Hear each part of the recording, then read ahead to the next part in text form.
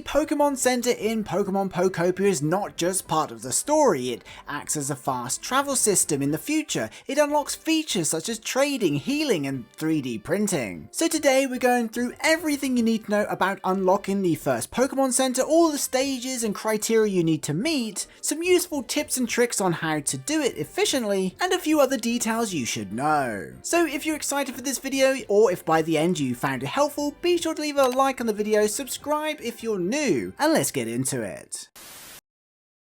So if your goal is to unlock the first Pokemon Center, which is a huge milestone in the main story or adventure of Pokemon Pokopia, we're going to run down everything you need to know. But first, before you start, it's worth noting if you play long enough, you will do it anyway. But there are a few things to make sure everything runs smoothly and as efficiently as possible. I would recommend before starting though, to collect as many materials as you can along the way, encounter as many Pokemon as you can and befriend them, and get used to the surroundings and the terrain of the area where you start your journey. If you do all of these things, everything that follows will be much easier. Anyway, on to the good stuff. Number 1, get the Ditto flag.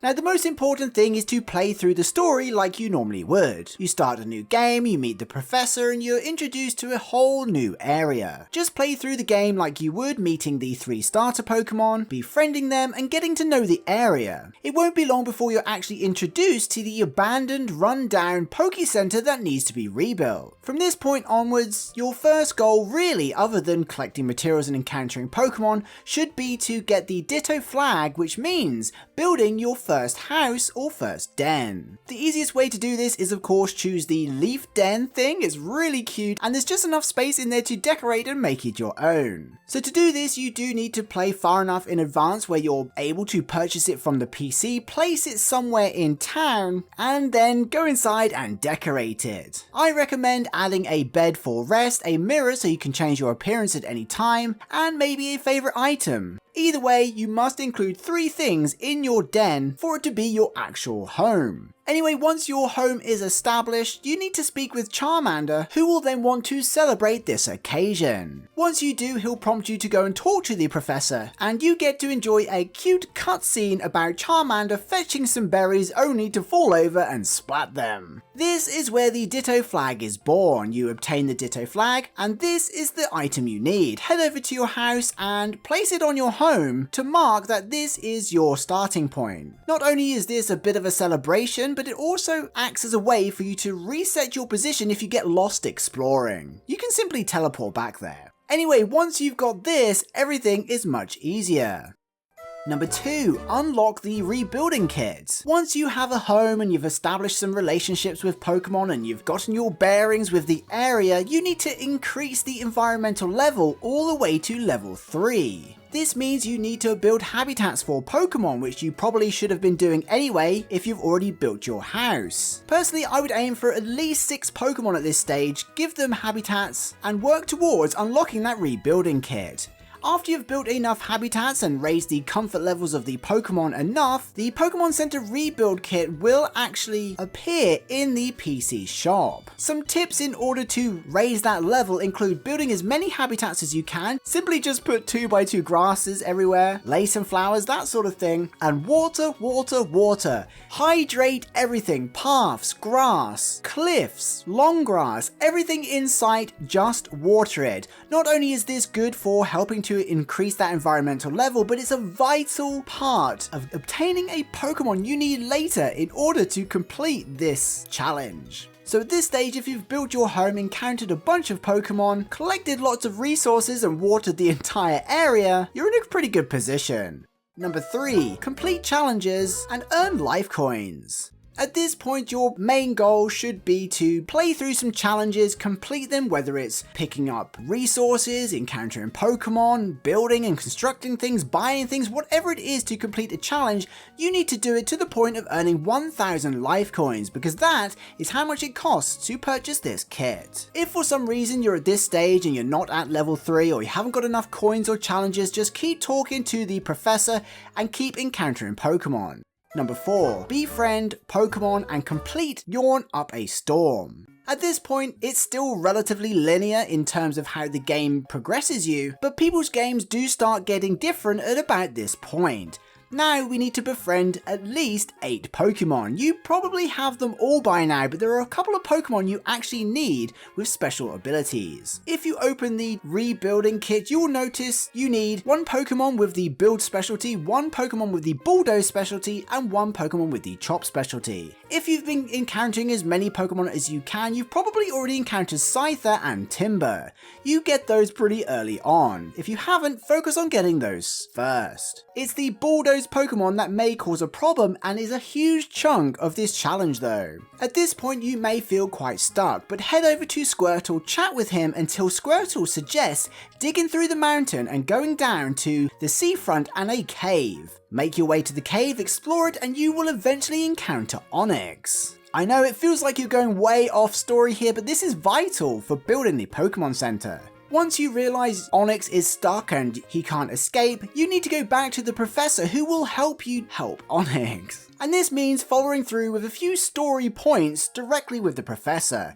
First, he takes you over to some kind of man-made facility, and secondly, he encourages you to befriend a Slowpoke. This will start the challenge Yawn Up a Storm, and again is vital to rescuing Onix and therefore building the Pokemon Center. So if you haven't already, dig through to the beach, encounter a Magikarp, check out the facility, and eventually create a habitat and find a Slowpoke. Bring the Slowpoke back to your town and try to make it rain. The best way to do this is to put down fountains, create rivers, let waterfalls come through, plant grass by the rivers, and water. If you did enough watering earlier, you may find that Slowpoke is already close to yawning. If not, do a few more things to make the area humid. If you need a few tips, check the Pokédex and make sure you're completing the challenges for Bulbasaur and Squirtle and the other Pokemon there. Tangrowth even has a chore for you where you have to run back to the cave to get some Castform dolls in order to do a rain dance, so don't forget to chat with him. Once you do, Slowpoke will eventually yawn and make it rain. Unfortunately, this isn't enough to help Onix, so you have to encounter your first legendary Pokemon.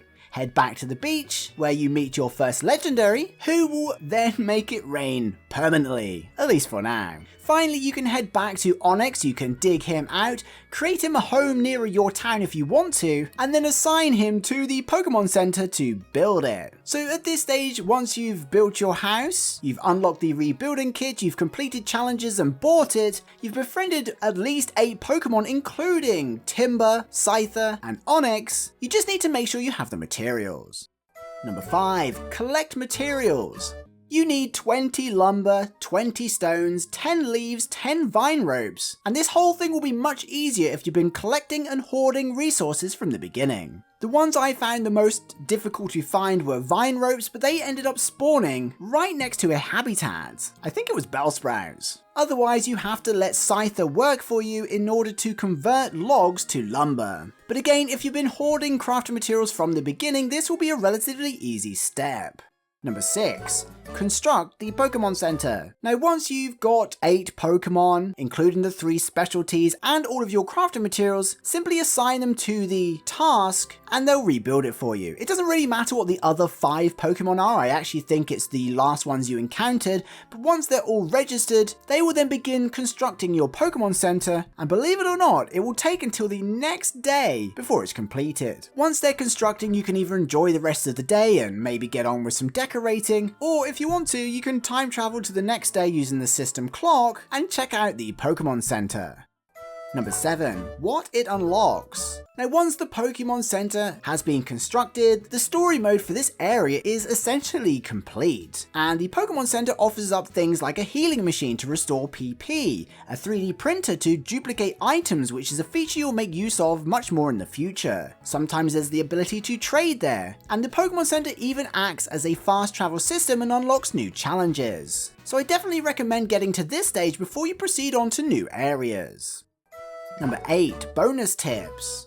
Some quick tips include not spending coins until you've saved up enough to actually buy the rebuilding kit. It costs 1,000 life coins, so if you haven't got many challenges, it's better to save your coins until you've at least bought that. What's more is, as I've already mentioned in the video, befriend as many Pokemon as possible at the start of the game. It will make your life easier in terms of tracking down the next Pokemon, and then the next and the next, allowing you to get more crafting materials and having a much easier time going through the motions in order to build this first Pokemon Center.